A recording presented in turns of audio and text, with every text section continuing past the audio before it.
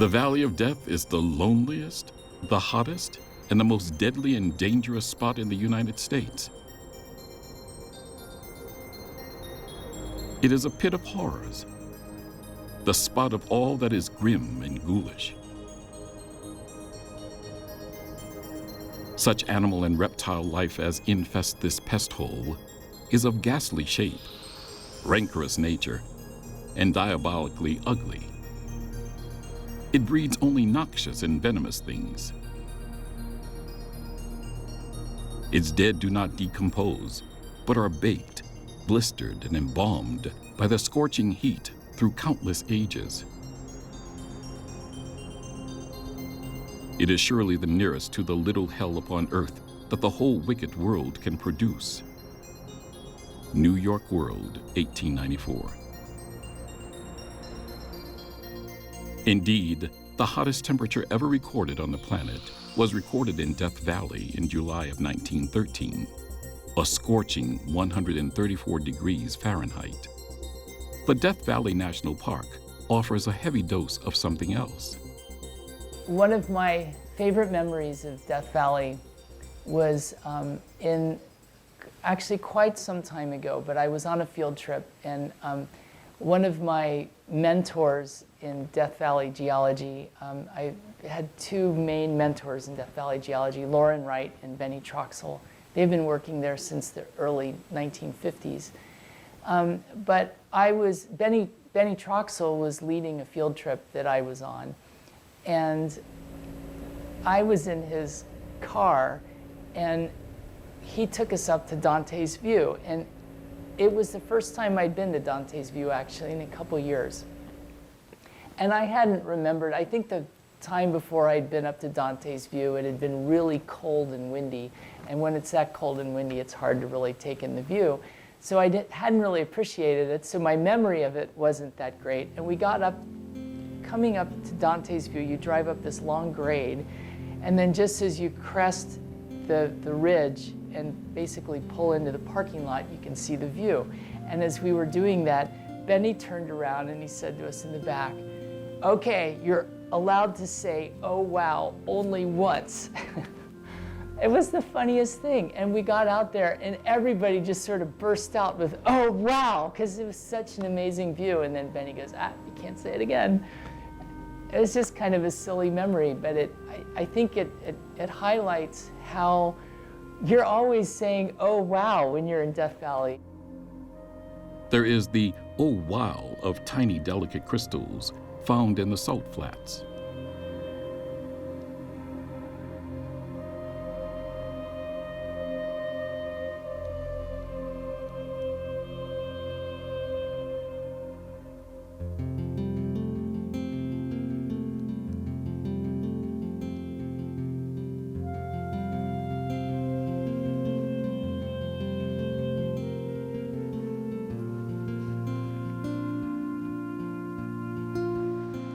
The "oh wow" of a European-style castle in the middle of an American desert.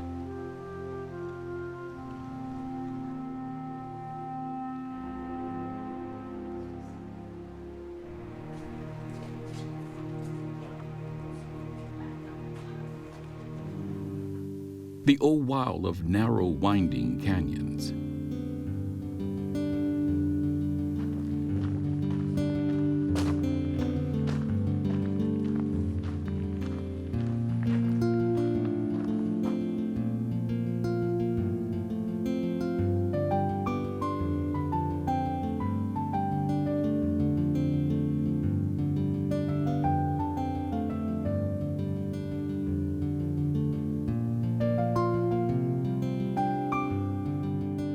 There is the "oh wow" of a small mountain spring containing the only living members of an ancient species of fish.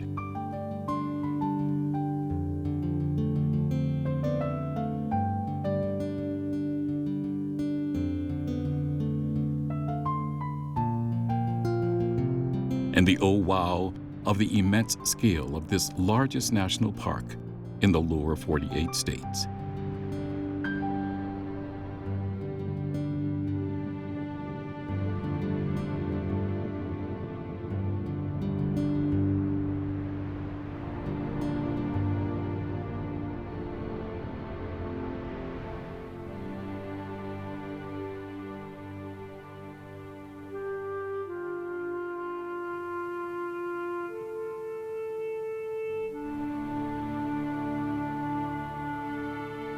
Death Valley strikes me as a park that's a park of extremes. I mean, you've got the lowest point in North America at 282 feet below sea level of Badwater. It's the biggest park in terms of sheer acreage. You've got the biggest rise of a mountain to the top of Telescope Peak from Badwater. It's over 11,000 feet change. And also it's the hottest and driest place around. I mean, 134 degrees was the high temperature in July 1913. So this is a place that is just so radically different and so radically extreme from most of the rest of the parks in the National Park System. I mean, the view from Zabriskie Point as you're coming in from the east side is quite something when you can actually see into the valley, and it is just this gnarled wonderland of, I mean, bleakly beautiful is the most apt descriptor I would use. I mean, there's not a shred of plant life hardly anywhere except a few wildflowers poking out of the canyons walls, and you've got the oasis down at Furnace Creek, but this is just a gnarled fantasy land of red and yellow and different hues, and then you can see it's just this dry sea. The salt is still there like rings in a bathtub. You can see the eons by just looking out from Zabriskie Point, all these different facets and amazing sights. Death Valley is one place you'll want to bring your camera. Marley Miller has written a book on the geology of Death Valley and is a renowned photographer. Oh, I love taking photographs in Death Valley. I think I probably could have finished my research a little more quickly if I didn't have a camera with me, because I was always getting distracted with my camera. There's always so much to see. I love taking pictures of geological phenomena, and it's everywhere you look in Death Valley. And if the light is a little bit low, and maybe there's some clouds in the sky, you have good lighting conditions, and just about anything you take a picture of is interesting. So there are so many photographic subjects in Death Valley. It's just a blast to go there and take pictures. Every place you look from sunrise to sunset is a place to snap a photo.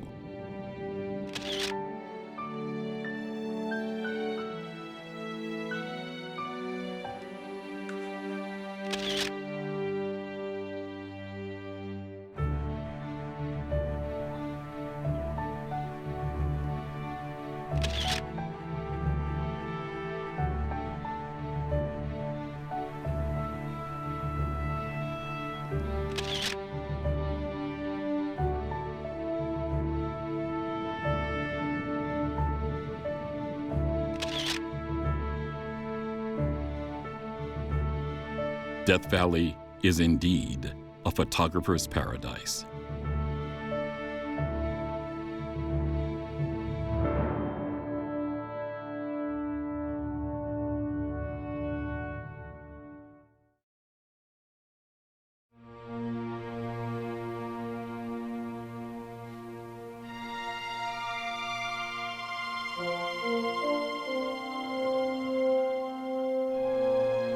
The beauty of Death Valley is the beauty of the desert, one of the great deserts of the world, the Mojave Desert.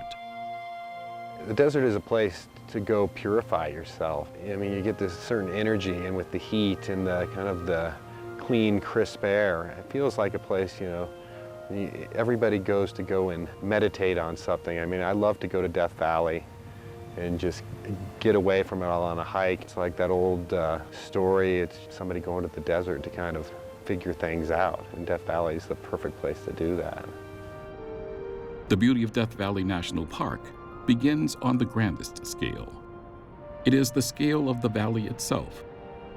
Snaking north and south, this long valley is bounded by majestic mountains on each side. There are, of course, these amazing mountains. I mean, the mountains in the valley floor, there are no foothills, so the mountains come straight out of the valley, and there's the road that goes along the front of the Black Mountains, and you can be driving along, and if you forget to turn on the road, you'll go from valley floor right into the mountain, and it can be only like 100 feet away. So there's no foothills at all. The mountains go straight up. The mountains are very rugged.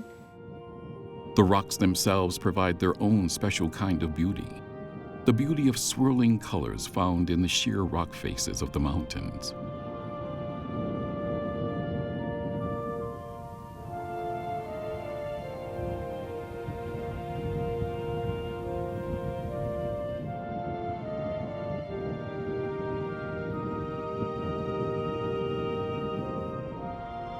But Death Valley is also known for the extraordinary colors of the many badlands along its eastern edge.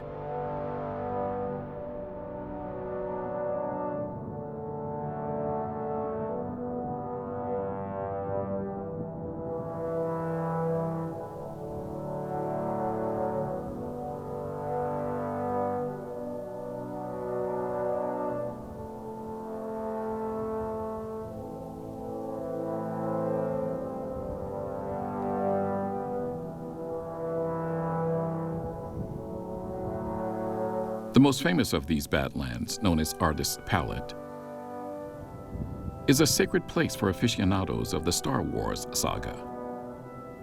I was a big Star Wars fan as a kid, so it's fun to go to Death Valley with that in mind, because they filmed several of the scenes in the original Star Wars movie in Death Valley. So I like to go up to Artist's Palette, which is a one-way drive in the park, not too far from Furnace Creek. And it's this beautifully hued mountainside. You know, there's purples and greens and blues, but tucked in there where R2-D2 ran away on the planet Tatooine. So you get a little bit of this geological, just anomaly, along with a little bit of Hollywood history.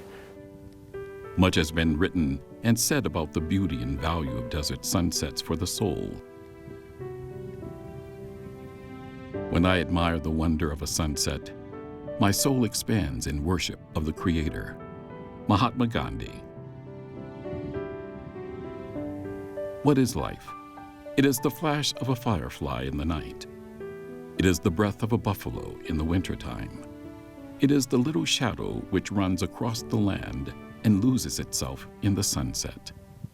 Blackfoot Warrior. And as Mark Twain said, happiness is a desert sunset.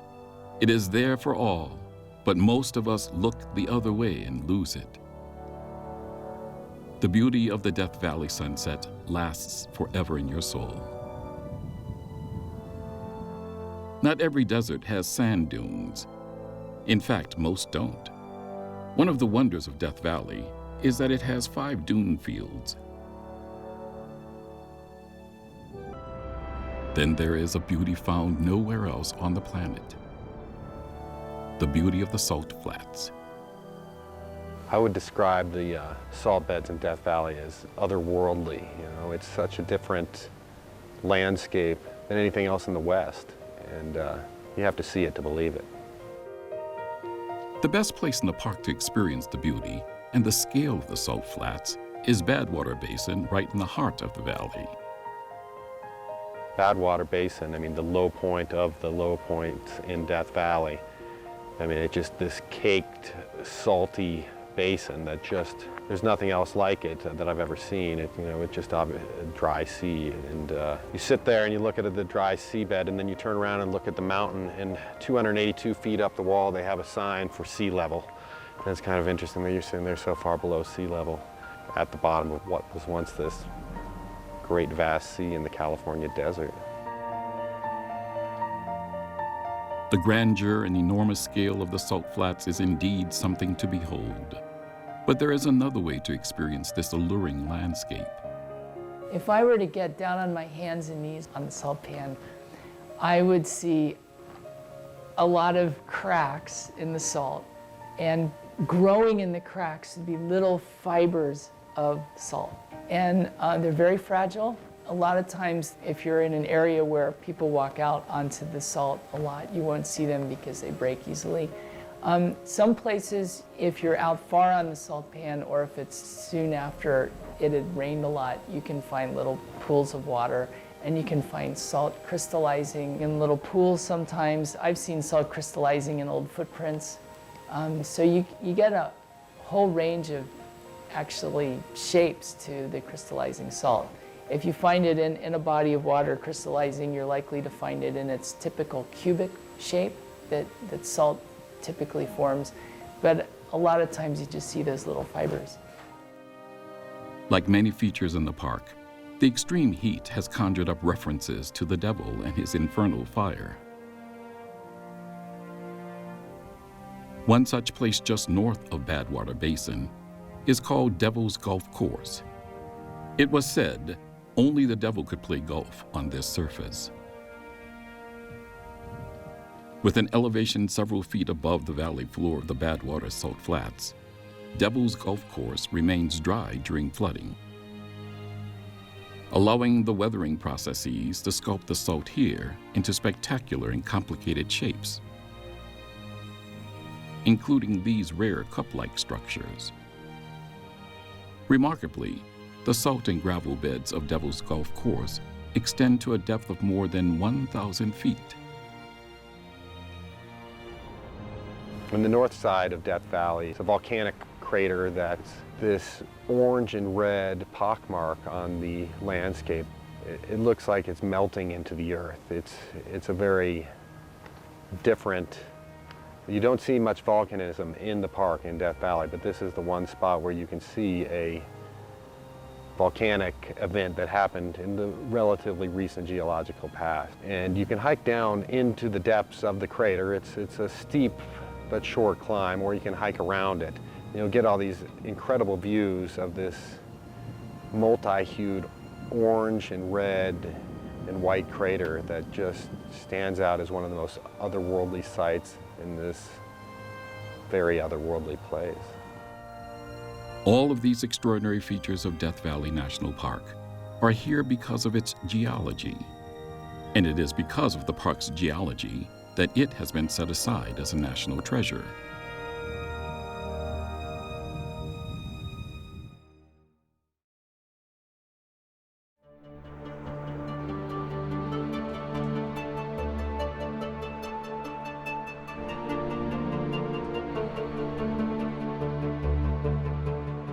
Flying over western Utah and across Nevada into southeast California is one of North America's largest geographic regions, the Great Basin, with its basin and range topology. Below, we can see the pattern that makes up that topology. Running north and south is a large sequence of mountain ranges separated by valleys. The Great Basin, tectonically chopped up area, if you will, in the western United States that extends from the Rocky Mountains westward to the Sierra Nevadas in California, represent a typical example, I think, of what in this country we think of as a physiographic region. Physiographic regions meaning regions that combine physical surface topography characteristics with biogeographic characteristics and to a certain degree climatological characteristics, but basically they are defined by their underlying geologic structures. Dutton argued that the Great Basin looked like an army of caterpillars marching northward out of Mexico. And in fact, on the old maps, that's really what they look like. These generally aligned mountain ranges, the product of tectonic forces at the edge of the craton, North American craton, represent a unique terrain type for Americans at any rate. The Great Basin is a physiographic region punctuated by shallow lakes and large sand deposits. There are rivers, but they don't flow to the sea. On the ground, the Great Basin looks like this: low-lying Rocky Mountain ranges.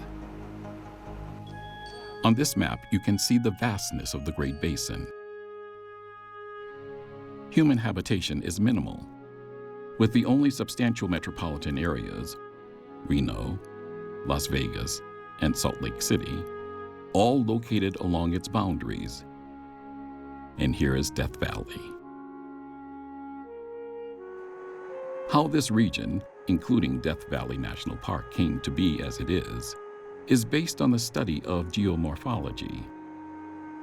It is a way of mapping of landforms to try to say these areas are similar, behave similarly. So for example, you might have a region such as the Basin and Range in the western United States, and the idea being that you would call that a region, a geomorphic region or a physiographic province, in order to say the processes within that region are similar. And it's a useful way of describing landscape processes. You're able to take a region and say, this region is dominated by faulting, normal faulting, and dry desert processes, and therefore we would expect it to produce a certain set of landforms and certain set of physical geographic landscapes. Landscapes derived from intense mountain building processes. So there's this big compressional mountain building event in the Mesozoic. And today it's an active place for mountain building. The crust is extending, and so you get these big faults called normal faults. And that's why the mountains are rising today, and we see all sorts of features along the front of the range that indicate that it's very active. The floor of Death Valley is dropping relative to the mountains. So the mountains are going up, the floor is going down, and that's because there's a big fault zone between them that causes the mountains to rise and the floor to drop. And that fault zone is potentially an active fault. There's all the indications along the valley that it will slip again. And it's a product of crustal extension. So the region of Death Valley is basically being pulled apart, and that causes things to break, which makes the faults, and so then the movement along the faults causes that change in elevation. This pulling apart of the crust is true not only for Death Valley, but the whole basin and range region. But what about those volcanoes on the north side of the park? Partly because of Death Valley's crustal extension, when the crust extends, it tends to make it easier for magma to make its way to the surface. And that magma then, if it makes it to the surface, becomes lava, which is volcanic. And there's a lot of volcanic features in Death Valley. There are some very recent ones. There's a series of volcanic explosion craters at the north end of the park called the Ubehebe craters. And the latest information I have on that is that they might be as young as about 300 years old. And they formed because magma was moving up towards the Earth's surface and interacted with groundwater, which caused the big explosion, hence the craters. The spectacular badlands found in Death Valley are also a product of the valley's widening and sinking. This movement, combined with the uplift of the Black Mountains to the east, tilted the old valley floor. A tilting that is clearly visible in the Badlands. This tilting provided the necessary relief that set up the differential erosion patterns that produced the Badlands we see today. However, there are a number of prominent geologic features that are not a product of mountain building. Sand dunes are one. Death Valley's got a number of dune fields. I think there's 5 within the national park, but they're relatively small compared to the whole park.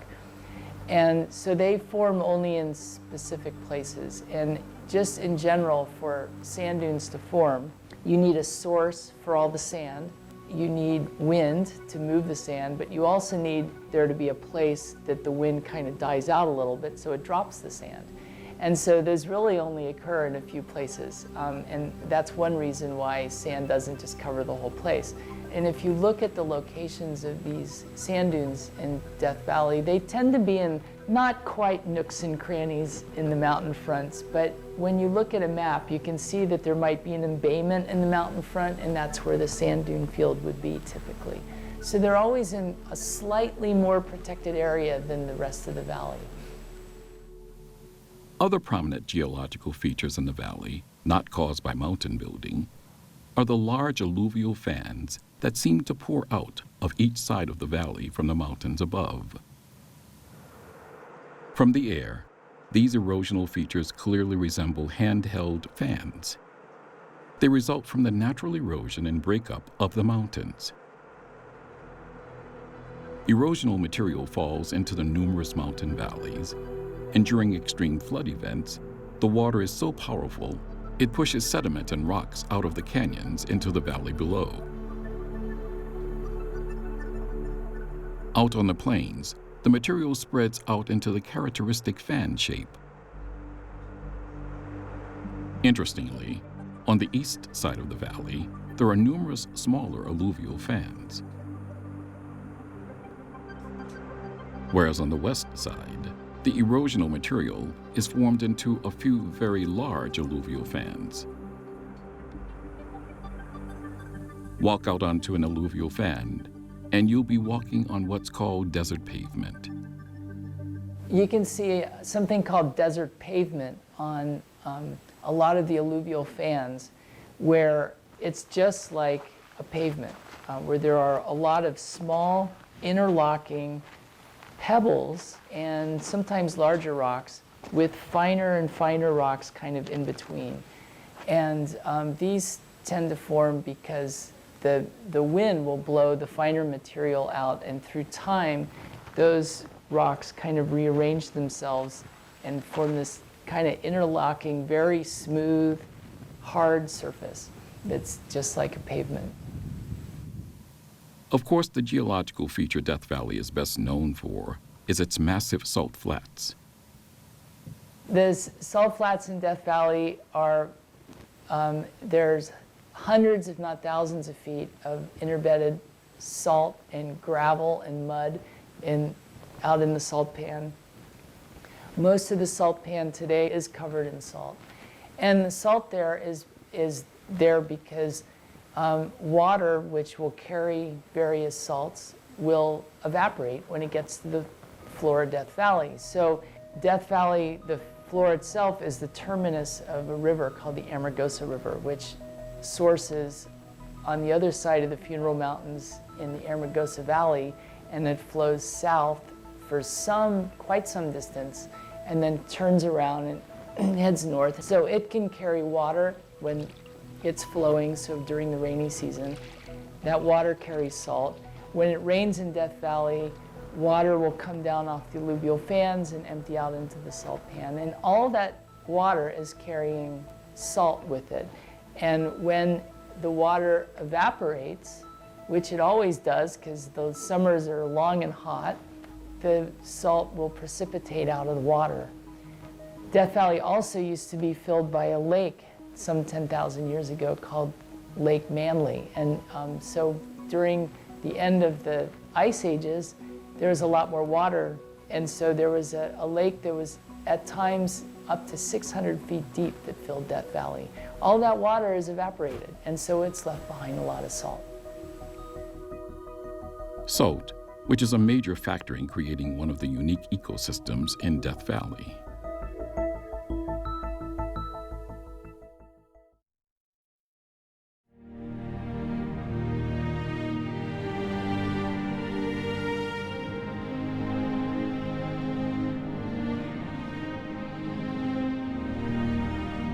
Death Valley is part of the Mojave Desert, a cold winter desert defined geographically by the presence of a plant species, the Joshua tree. Growing up to 40 feet in summer weather is dominated by heat. Temperatures on valley floors can soar above 120 degrees Fahrenheit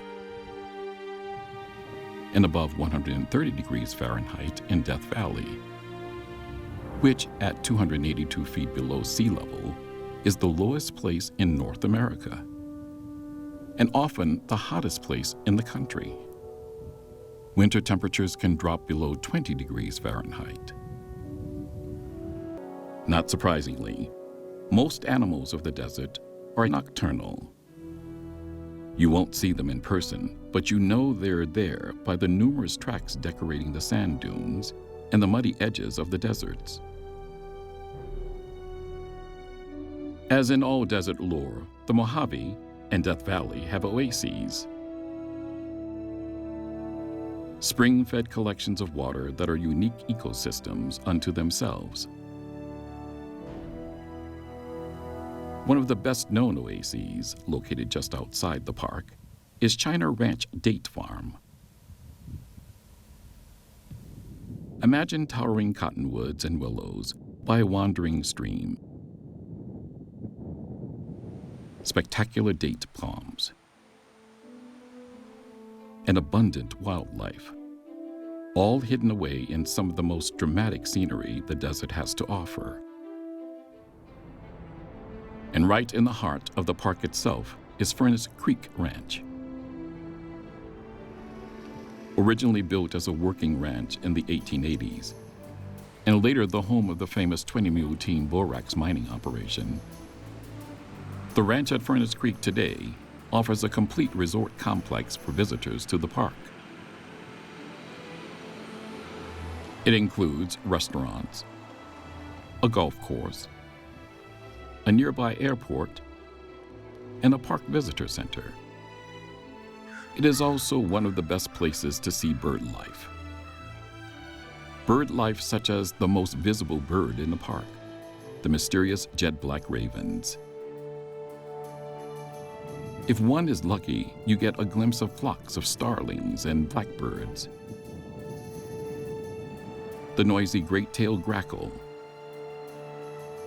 and mourning doves. But the most fascinating ecosystems in the park are the undeveloped springs. Springs that are the same today as they were thousands of years ago. One such place in the park is along Salt Creek. There is an easy half-mile loop trail which leads you along a boardwalk over a small stream. This is a good location for viewing insects such as butterflies, damselflies, and the exotic pupfish. The Death Valley pupfish are the last known survivors of what is thought to have been a large ecosystem of fish species that lived in Lake Manly, a glacial lake which dried up at the end of the last ice age. The desert pupfish is a small, silvery-colored fish with dark bands on its sides that grows to be about 2.5 inches in length. Feeding on algae, pupfish can survive in desert springs heated to 113 degrees and can tolerate water twice as salty as the ocean. One of the most unusual pieces of Death Valley National Park is found outside of the park boundaries. Devil's Hole preserves the smallest member of the pupfish family. Needless to say, these desert oases have played a critical role in the human history of the region and the park.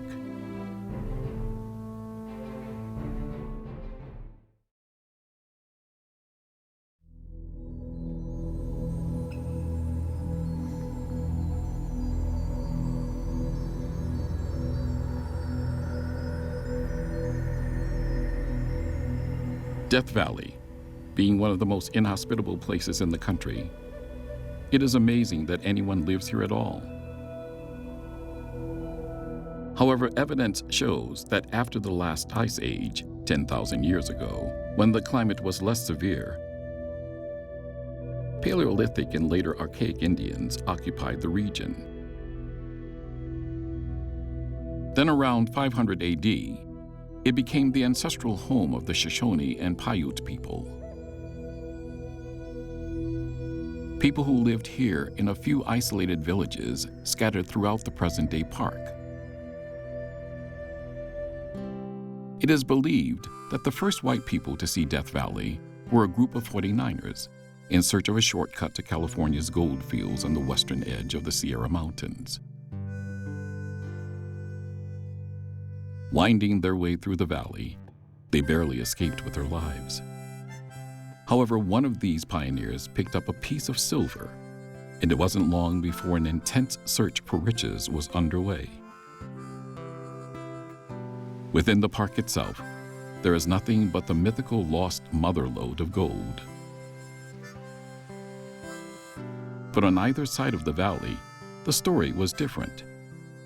Boomtown sprang up. One was Rhyolite, today a ghost town.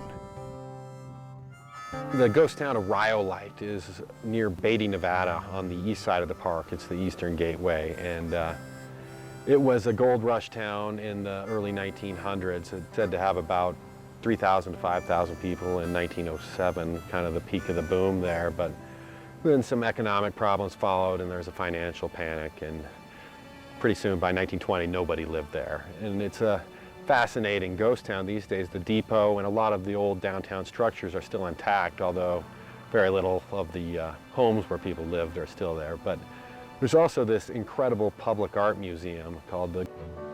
As the mining operations were winding down, a new piece of Death Valley history was just beginning: Scotty's Castle.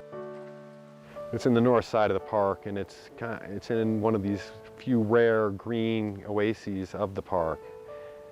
And it's an architectural masterwork. It's very unique, kind of one of these must-do things on the north side of the park. And the tour guide is in, they do it in period dress and everything, and they're characters, you know, they're like actors. And so it's quite, it's quite a place. It's an architecturally unique place, and it's got this unique history of this kind of con man that befriended the tycoon, but the tycoon liked hanging out with the con man so much he didn't mind being conned by him. And you get all that on this fascinating tour. Our tour guide was interpretive park ranger Eric Nakmus. My name is Eric, and I'll be your guide here for the next 50 to 60 minutes or so as we head through the house. So almost everything in the house is original, so I ask you not to touch anything or lean on any of the furniture. It's really easy to do. And the one I always catch myself doing almost is leaning on the walls. See, when we're outside here at the back porch, try not to lean against the walls and try to please each other too. Now you can take photos as much as you like. There's no restrictions. You can use the flash and everything. We went through the main gate into the castle courtyard. Inside here, and you look over the main door, it doesn't say Scotty's Castle. It says Death Valley Ranch. And so Death Valley Ranch was the original name, the official name, that Albert and Bessie Johnson called this place. They were the ones that actually purchased the land, built the house, and used it as their vacation home. So they were millionaires from Chicago, making about $1 million a year, and they could build a vacation home anywhere they wanted. Basically, they're going to build it, from scratch. So there are all their custom specifications.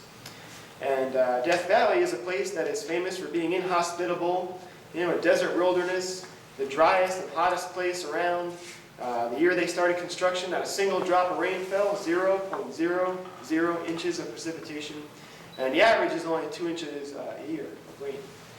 So if you were in their position, you have millions of dollars to build a custom vacation home, your dream home, anywhere you wanted to. You think this is the place you would choose? A lot of obvious reasons why you would not want to choose Death Valley, but there were a lot of unique opportunities they found out here that kept them coming back again and again. And we'll talk all about the opportunities that they found, as well as how their Death Valley Ranch came to be so well known as Scotty's Castle. Scotty was basically their friend and partner. And we'll talk all about how they got to know each other and how this place got built as a result of that partnership as we start touring through the house. So if you follow me, we'll head right through the main door here.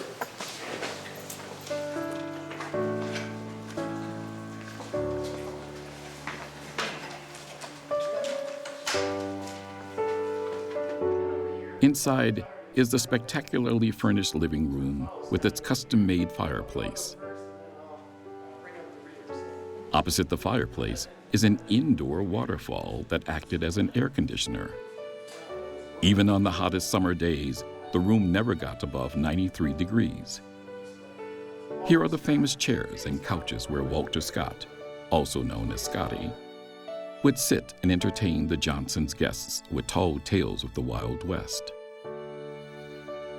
Tales of how he was part of Buffalo Bill Cody's Wild West show. His legendary train ride. Harrowing tales of prospecting Death Valley. And the biggest tale of all, the fabulous gold mining below the castle itself. This unique relationship between Scotty, the self-promoter par excellence, and Albert Johnson, the Chicago millionaire, came about because it was one of mutual convenience and even admiration.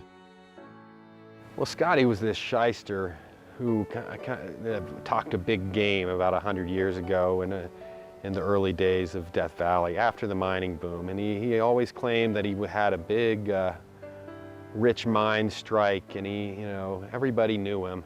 And he befriended this industrialist from Chicago who had came out there for the fresh air for health reasons, actually.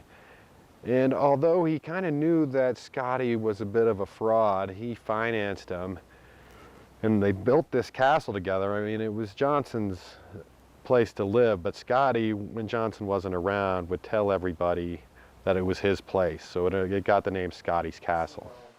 Pipe organ and We continued the castle tour inside the solarium. And you see this little keyboard here, this 25 keys correspond to the 25 chimes in the clock tower behind us here. So you can even play the chime tower from inside the house. Now up over the fireplace we have Albert and Scotty. And you'll see, I forgot to point out, we're gathering up, you might have seen the JS on the grill there. And on all those property posts, there's JS stamped on there. And you'll see it a few little places around the house also. So Johnson and Scott. And Johnson and Scotty came from very different backgrounds, and it's kind of funny, almost illustrated in the photos here. People like to joke about Scotty's picture looks like a mugshot. It's a profile shot. I don't know how many of you have a photo of your profile in your house. So Albert was born into a wealthy Ohio family, attended Cornell University, and got his degree in engineering. Of course, like every medieval castle, this one too had a lavish dining area.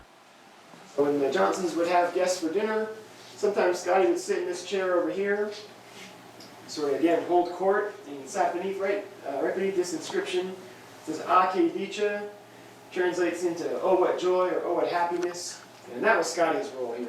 Fill this room, this house with joy and happiness by telling his tales of adventure and his experiences out here in the West. One thing he might have teased Albert about was these bookshelves. Albert wanted this to be his personal library, and had these shelves designed for his books. But Bessie wanted this to be the formal dining room. So you can see who won that argument. So Albert doesn't get his library here, but you can imagine Scotty teasing him about it, telling guests, make sure you ask Albert to give you the tour of the library later. Things like that. But Albert did get something more important to him here, the opportunity to build this house, to take on the challenge of not just the construction of the house itself, but providing those modern conveniences like electricity, most of all. And the best example of how he's able to sort of engage his mind as an engineer to do so is by some of the things that they have over here in the kitchen. This place was designed with electricity, but every light fixture, almost every light fixture you see is kind of made to look like it was originally for holding candles. So that was one thing that the Johnsons wanted to do here, was to make it look like this was, from an earlier era, hundreds of year old building. And so the light fixtures are one example. The refrigerator here, the electric ice box, is another one in which they could have closed this redwood cabinet to kind of hide it away. The range over here is in the fireplace, which was, of course, never a fireplace, but just designed to put the stove there. And in the corner over here, can't quite see it over there, but you see it as you walk by on the layout, there's what's supposed to look like a well. Just pulley at the top and then a barrel at the bottom. And if you were to flip up that lid, you wouldn't find fresh water down there, you'd find garbage. That was just a place to hide the garbage can. And so Albert and Scotty found a lot of unique opportunities here. Albert to try to take on the challenge of building this place with all the modern conveniences that you would have in the city. After viewing the master bedrooms, Albert and Bessie each had their own.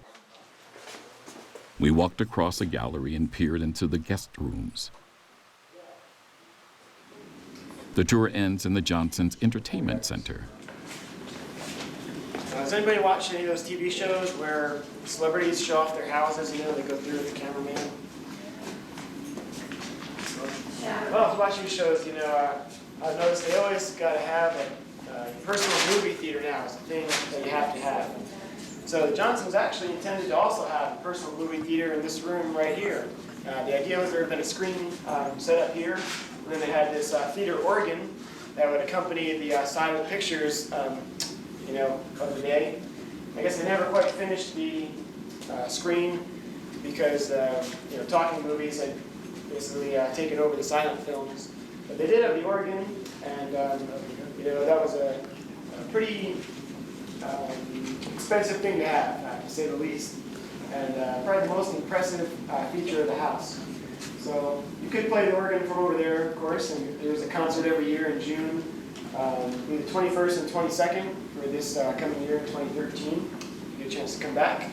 It's something not to be missed. But you can also take these rolls of music and just load it up into the automatic player here. And today we've got it all rigged up. You don't need to load it up to do that. It works with just a simple press of a button, and we'll start playing tracks that are basically loaded up onto there.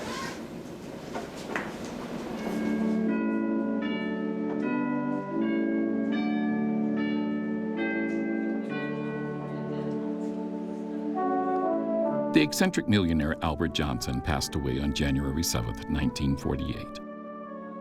His beautiful wife, Bessie, preceded him by 5 years. The incomparable Sphinx of the desert, Walter Scott, died in 1954.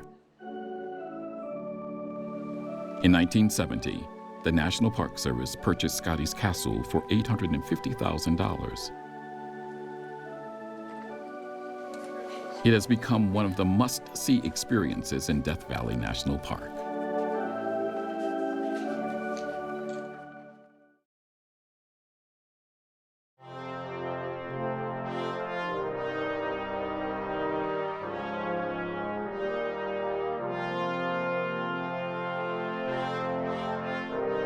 Death Valley National Park, located mostly in California and a bit of Nevada, can be accessed both from the east and west.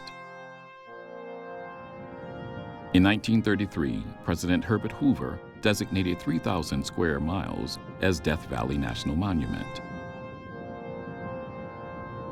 Then in 1994, President Clinton added an additional 1.3 million acres and granted the valley national park status, making it the largest park in America outside of Alaska.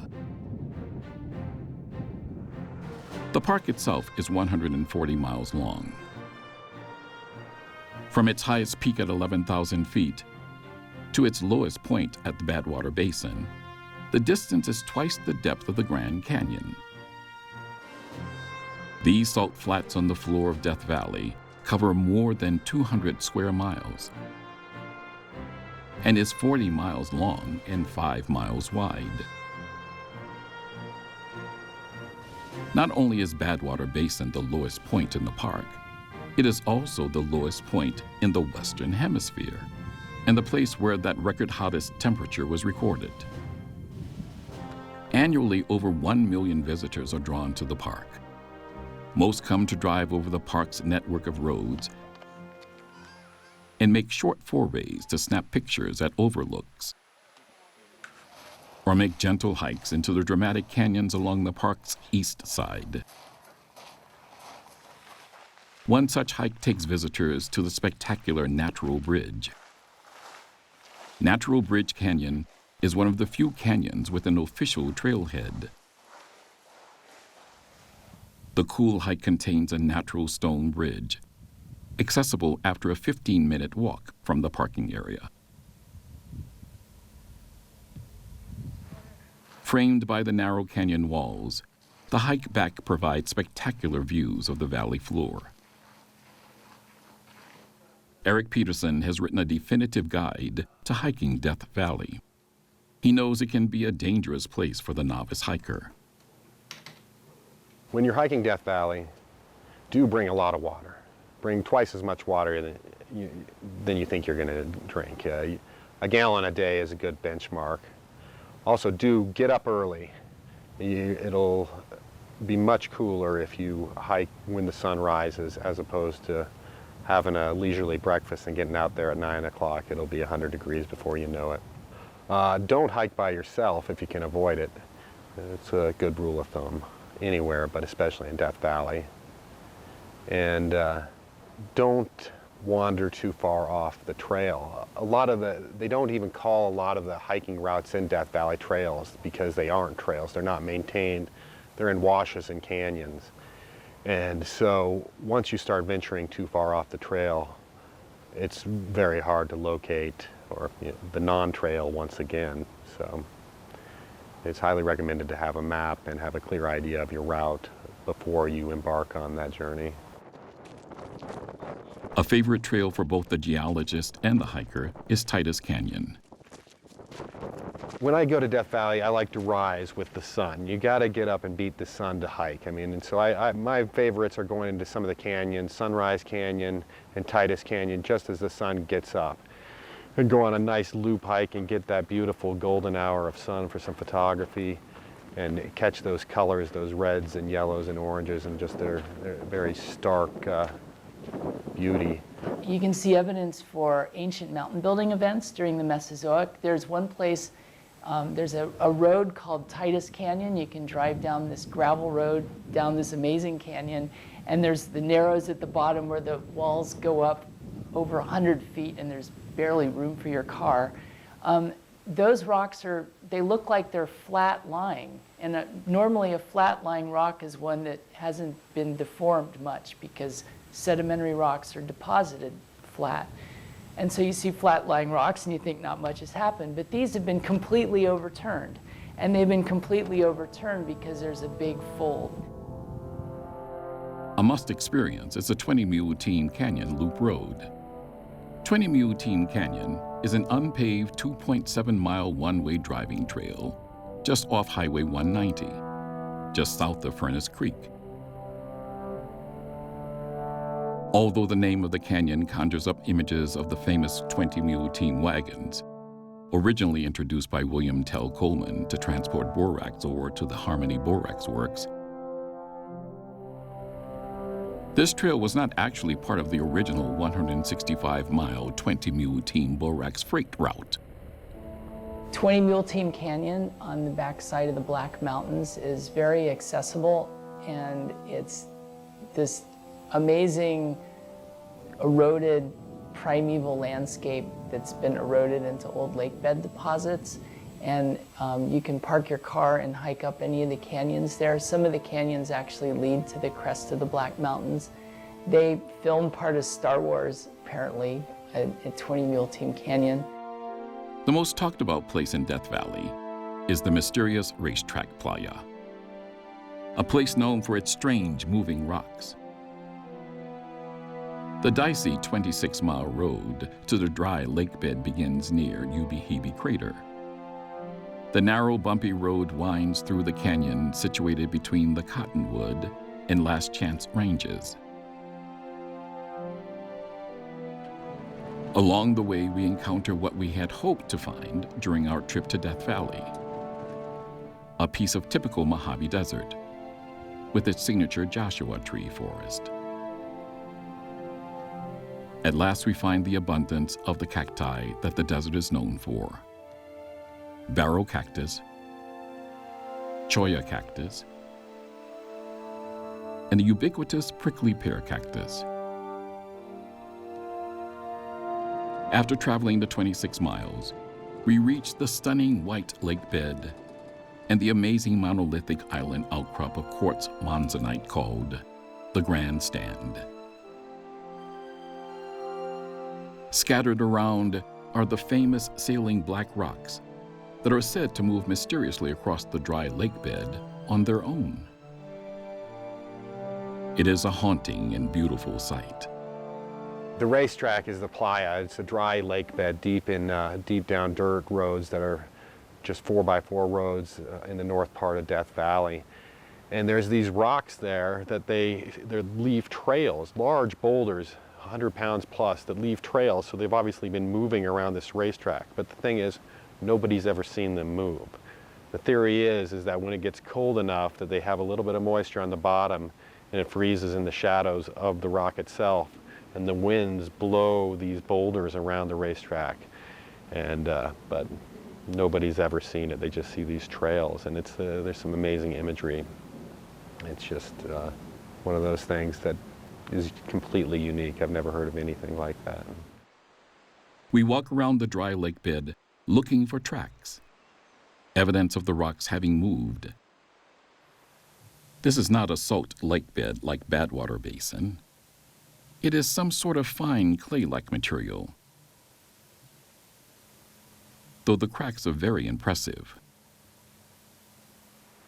Finally, we stumble upon a rock and the connected trail.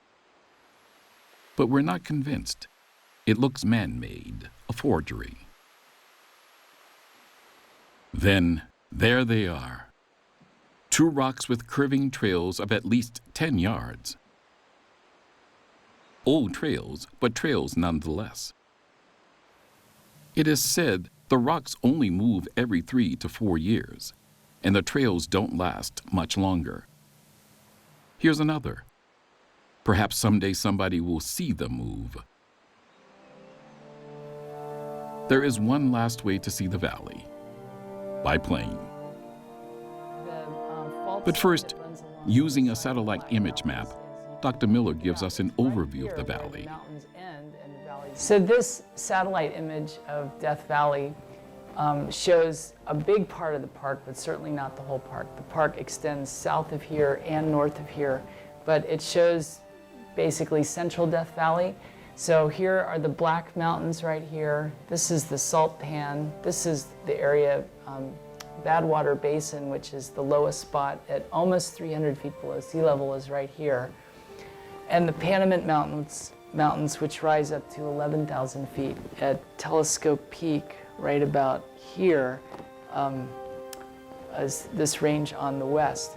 The fault zone that runs along the side of the Black Mountains is, you can pick it out. It's right here where the mountains end and the valley begins. And it's a little bit irregular, and then it continues down here. There's another big, what's called a strike-slip fault that runs through here, called the Northern Death Valley Furnace Creek Fault Zone. And then there's another strike-slip fault that's down here that's called the Southern Death Valley Fault Zone. The alluvial fans, the small ones you can see along the Black Mountains right here, and then the really large Bajada on the west side of the valley you can see here. You can see some springs coming out at the bottom of the Bajada along the base. Our plane takes off from the deserted unmanned airport at Furnace Creek. Here the altimeter starts out below zero, below sea level. We climb up and start heading north through the valley. Looking on either side, we see the dramatic rise of the Panamint Range on the west and the Amargosa Range on the east. Below is one of the valley's many expansive salt flats. As the plane follows State Route 190, we come across the stunning Mesquite Flat Sand Dunes. Next is the desert oasis village of Stovepipe Wells. The stretch of valley heading north from Stovepipe Wells is a remarkable example of the park's alluvial fans. To the west are Panamint's giant fans. And to the east are Amargosa's numerous but much smaller fans. We are now at the northeastern edge of the park. A large section of Badlands flanks the road to Scotty's Castle. And there it is. Tucked away like a forgotten secret is the Death Valley Ranch, otherwise known as Scotty's Castle. The bright red color of the Spanish tiled rooftops is clearly visible. The plane begins to head west, on its way to perhaps the most spectacular sight in Death Valley to view by air: the enormous Ubi-Hebe crater and its younger cousin, Little Hebe. Rarely viewed from the air, these relatively young craters are truly awe-inspiring. The plane flies back south, and we revisit the numerous alluvial fans, as well as the white sands of the Mesquite Flat Sand Dunes. We pass the lush greenery of the Furnace Creek Ranch. Continuing south on the east side of the valley, or the colorful Badlands of Artist's Palette. Next, we see the seemingly flat plain of Devil's Golf Course, which, as we saw viewed from the ground, reveals an area of rugged, rocky salt deposits. Then on to the seemingly endless white of Badwater Basin. We make one last circle and turn back north to the airport. Here are a few last snaps from our journey over this amazing photographer's paradise.